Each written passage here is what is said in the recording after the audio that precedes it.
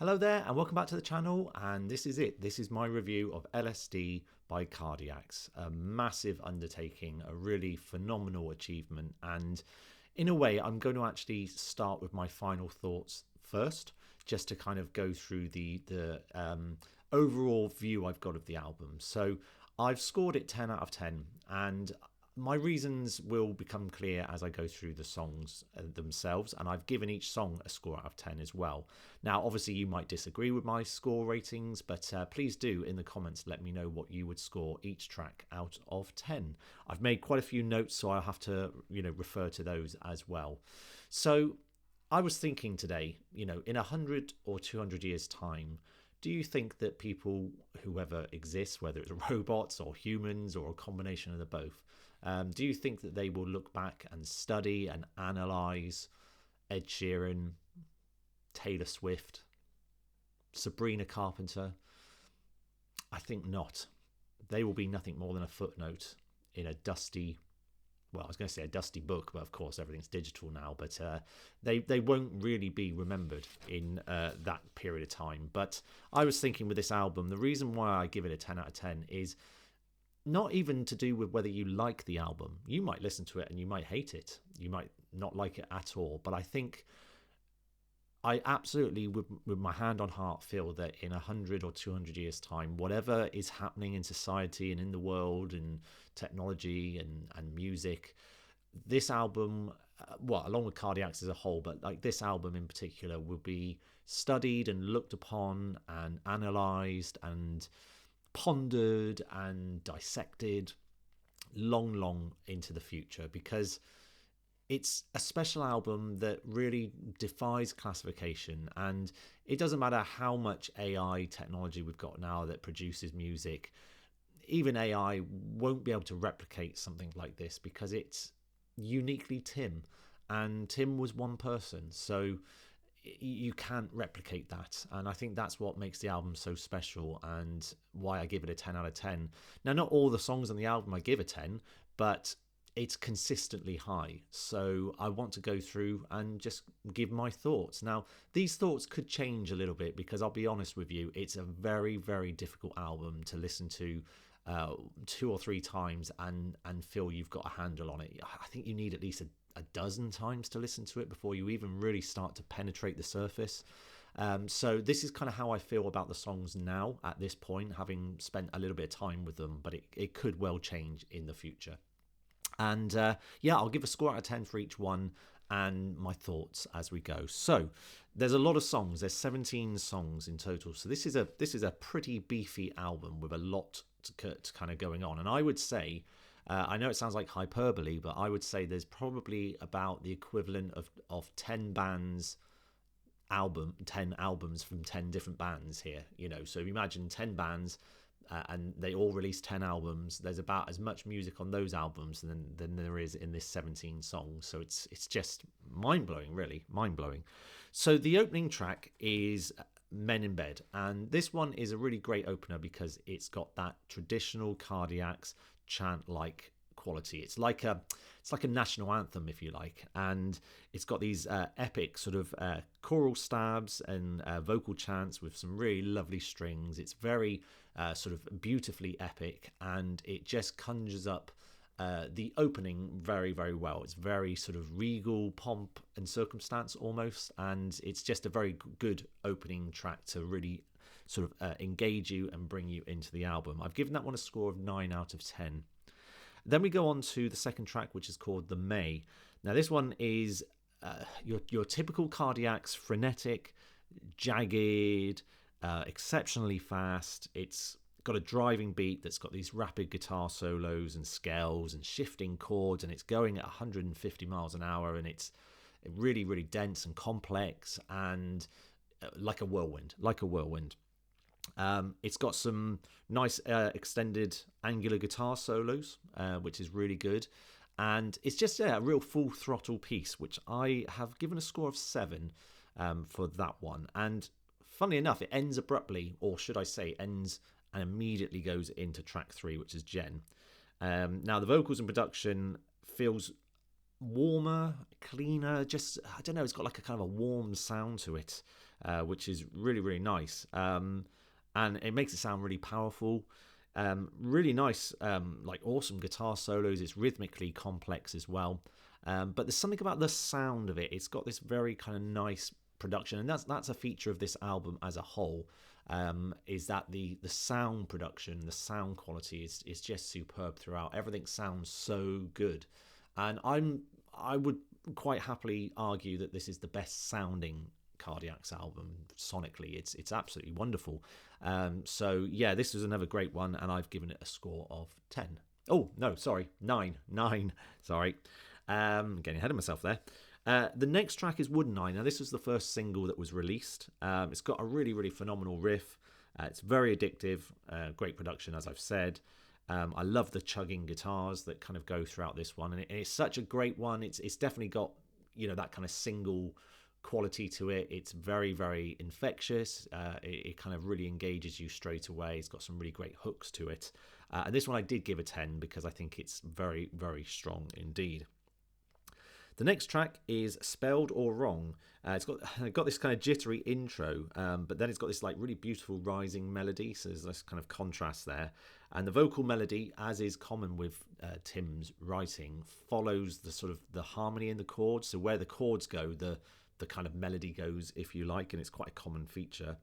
It's got Sing to God vibes to it. The kind of just overall sound world has a sort of Sing to God vibe to it.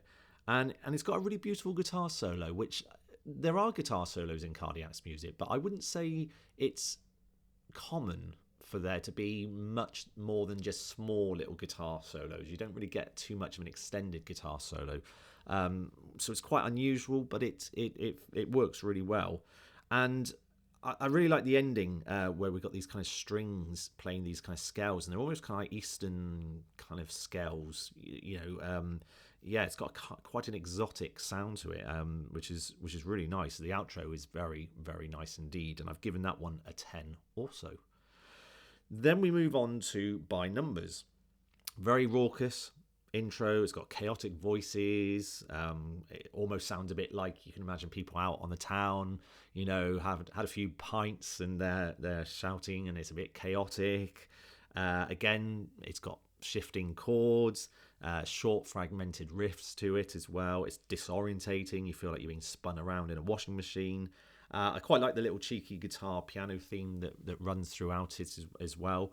And again, a bit like the second track, The May, it's just a fast-paced, energetic number that's quite mischievous, I would say. And I've given that one a score of 7. Okay, moving on. We have The Blue and Buff. This one is surprisingly simple with the chords and melody at the beginning. Very, very straightforward. It's immediately accessible. It's quite jaunty and quirky. And it's got a bit more of a clean and refined tone. Some nice close harmony guitar parts. Reminds me a bit of Mike Oldfield almost with the close harmony guitar. And glockenspiel, which is quite nice. So they kind of blend together quite well to create this really immediately kind of accessible and catchy sort of melody that is a good place. I would say this is a good one for newcomers, definitely, because it's sort of, I think it's a good one to dip into straight away and think, okay, I can kind of get a feel for this one. It's not too daunting, but it's got the little quirks that we associate with the band. But yeah, really nice, and I've given that one a score of 8. Okay, next up is Skating. Now, this was the one that I was anticipating the most because I'd heard a lot of people talking about it, and a lot of people had commented on the complexity of it. They sort of commented that it had some really kind of mad moments to it, and so this was the one that I was really intrigued about. And I mean, there's only sort of so much I can say. It's one of those songs where you just have to listen to it. It's really hard to kind of summarize it in a few words, but it's a longer piece. It's one of the longer pieces. It has this long kind of scale-like melody in the vocals with these kind of jagged instrumental interjections. Rhythmically, it's very dense and it's very precise. It's like machine-like precision, I would say. So very, very rhythmically complex.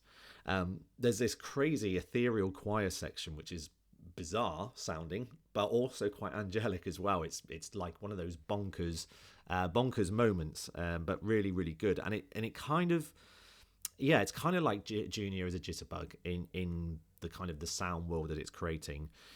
And then I've kind of put here that it goes into a quasi religious hymn in the middle.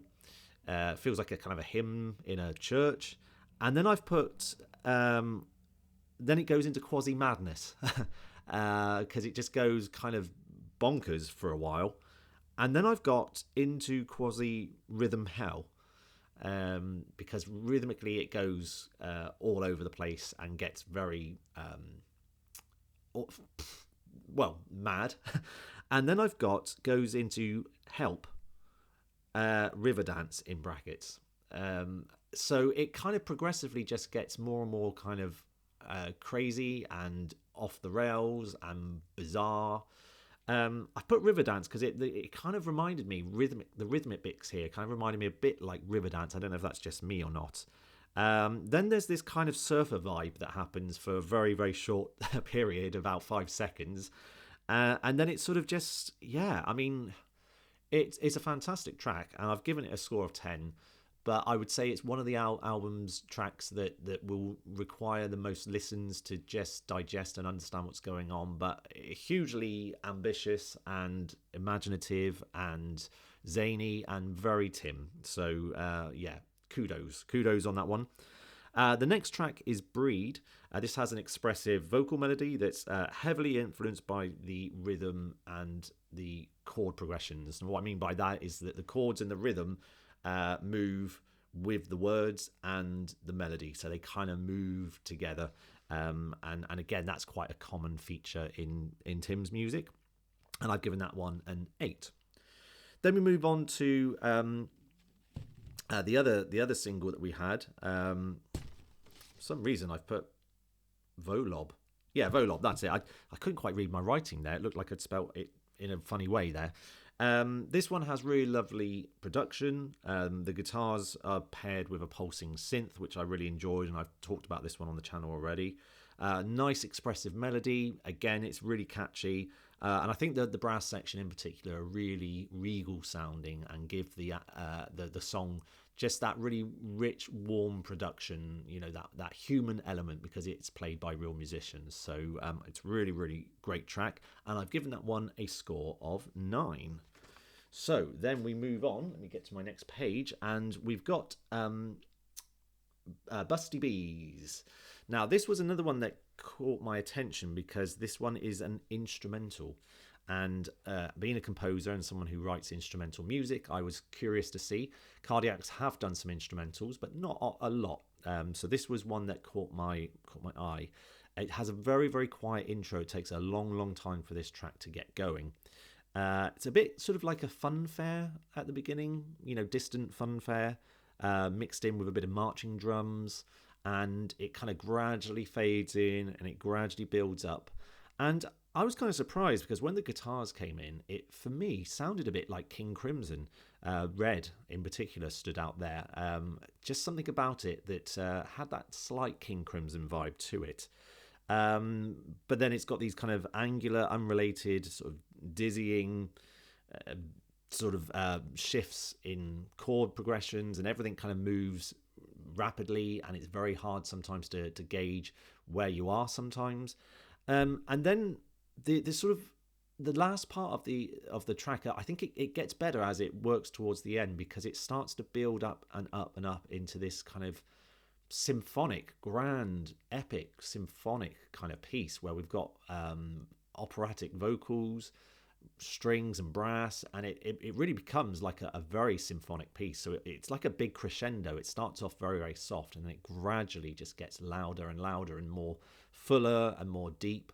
And I think it's a really, really great track. Like I said, the closing section of it, the last couple of minutes or so, is probably the highlight for me. And I've given this one a score of 8.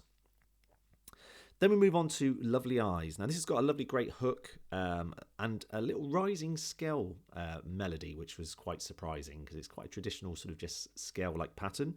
Again, the rhythm-word combo is very chant-like.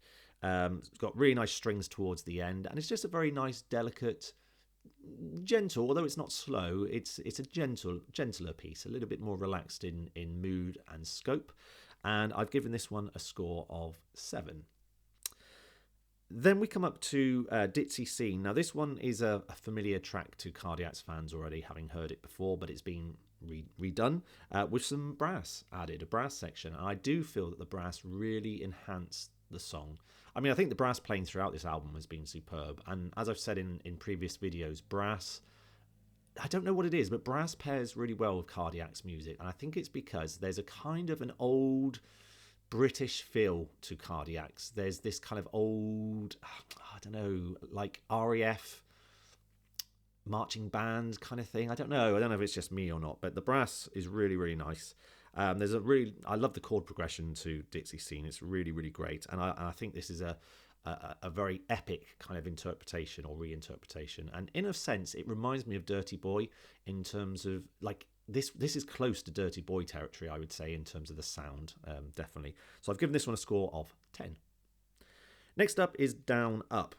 This is another one of the singles that got released. It's got a catchy hook, driving riffs, which kind of contrasts them with a bit more of an expressive melody, vocal melody, and the classic Tim chords as well throughout. And again, it's very immediate. It's got quite a lot of repetition to it, so that's something that may grate possibly just a little bit towards the end, where it kind of just repeats maybe one too many times. But the actual hooks and the melody parts are very catchy, and they're going to stick in your head definitely. So I've given that one a score of 8. Okay, then we're coming up to the last few pieces. We've got a Roll from a Dirty Place. Now, this one reminds me of the feelings I get when I go on one of those waltzer rides. Very, very disorientating. It's very driving and chugging again. It's a bit like the two shorter tracks that were like more fast and frenetic. It's a little bit sinister sounding at times. There's something sinister just about some of the chords that are used, and there's a nice trombone solo as well. It's good to hear a trombone solo. The time signature and the meter is changing constantly. You just cannot get a handle on it. Sometimes it feels like it's in 3/4, like a waltz, and then it just isn't. So really, really difficult to get your head around and a bit disorientating. I like the female voices. There's these kind of like female voices that are used, which are quite quirky, and I quite like those. But I found it a bit just a bit too disorientating. So I've given that one a 7. Then next up we have Made All Up, and this is another familiar piece, one that's been heard before. Sounds quite different to the first version, and I don't know if it's just me, let me know in the comments, but it felt like it was slower. It felt a bit slower. I don't know, maybe it's just me. But I love Tim's expressive vocal melody, with the backwards kind of piano, the warped backwards piano. It's just, it was always a lovely piece, and I think this version works really well. Again, it sort of all fits perfectly within the same sound world. All the tracks kind of have this similar sound in common, and so it kind of gives the album a really consistent quality. It doesn't just sound like a mismatch of different songs. It's very consistent, and I've given that one a 9. And then we come up to the last track, which is quite an interesting one, called Pet Pheasant, which has a lovely lilting melody. Nice acoustic guitar. Not a lot of acoustic instruments, or acoustic guitar rather, on this album. More of it's kind of electric, so it's kind of nice just to have that lighter tone and timbre. Great guitar solos, some really, really nice guitar solos in there that really stood out and caught my attention and grabbed my ear. And then it does a Tim thing, which he has done before on different songs. Junior as a Jitterbug is another good example, where he repeats something ad infinitum, and to do that you have to be pretty brave with the material that you're repeating. You have to feel pretty strong that what you're repeating is good enough to repeat multiple times, and he does. He takes this theme, and it's actually a really beautiful and hypnotic melody that's quite short, maybe 2 or 3 bars. I'm not sure. I mean, I'd have to look at it, but it's not a long melody, and he repeats it many times until the piece finishes. I don't know how many times, but it's a lot of times. And not once did I get bored, which is quite remarkable, really, because, if you're going to repeat something so many times, you're naturally going to get fatigued. But there's just something about it. There's something about it that really is, I guess it's like a circle. It goes around, and it feels like it's like a snake eating its tail. It's sort of, there doesn't feel like there's an end as such. I mean, obviously there is, and then it repeats, but it sort of feels like an everlasting melody. And I think Tim's quite good at doing this. He's quite good at writing everlasting melodies. And in a sense, this, for me, is his closing statement, I guess. It's this eternal, everlasting, repeating melody that never ends and goes on into infinity. And I think that's somewhat beautiful, really. And I think it's a really beautiful theme. It's something I'm going to try and do on the piano at some point as well, when I work out, the chords and the melody. And it's a really great way to end the album. And I've scored this one a 9. Which brings us to the end of my review, which I hope you have found enlightening. If you've heard it, I'm sure you'll be nodding along and agreeing or disagreeing in some places. If you haven't heard it yet, then hopefully this review will have given you food for thought, when you come to listen to it yourself. As I said, my viewpoints could change as I become more and more familiar with it, but this is where I stand at the moment. And as I said to you before in my other video, which I will link at the end of this one, I think this is a very, very important album for a couple of reasons. One, the quality of music making, I feel, particularly in the mainstream world, is going down, I would say. I would say the quality is going down. And not only that, but we are now inundated with AI-produced music, which is cheapening and demeaning the value, I think, of music and our appreciation of music. So I feel like having an album that is going to really push and challenge you and really kind of make you force yourself to kind of listen and engage in a way that mainstream music doesn't really do is very important. And there aren't many bands or albums out there that do that now. There'll always be some, but I think to the level that this album does, I think this is going to be one that is going to be for the ages. I think it will be looked back upon in many years' time and analysed, just like unearthing a hidden Beethoven piano sonata that had never been seen for over 200 years. It's like that. And the people who made it, the people who recorded it, are kind of like the people who find the Beethoven manuscript and preserve it and clean it up and protect it and look after it and present it in this wonderful case in a museum somewhere. And it's like all of the band members on this album, LSD, have kind of taken Tim's musical manuscript, if you like, and have then produced it beautifully and put it all together into this wonderful, pristine version that is now available for us to all enjoy. And I think that's a wonderful, wonderful thing. And I hope you can enjoy it too. I'll put a link in the description to where you can buy the album. And I think even if you don't know Cardiacs or you don't know their music, do give it a listen, because you will never hear anything like it.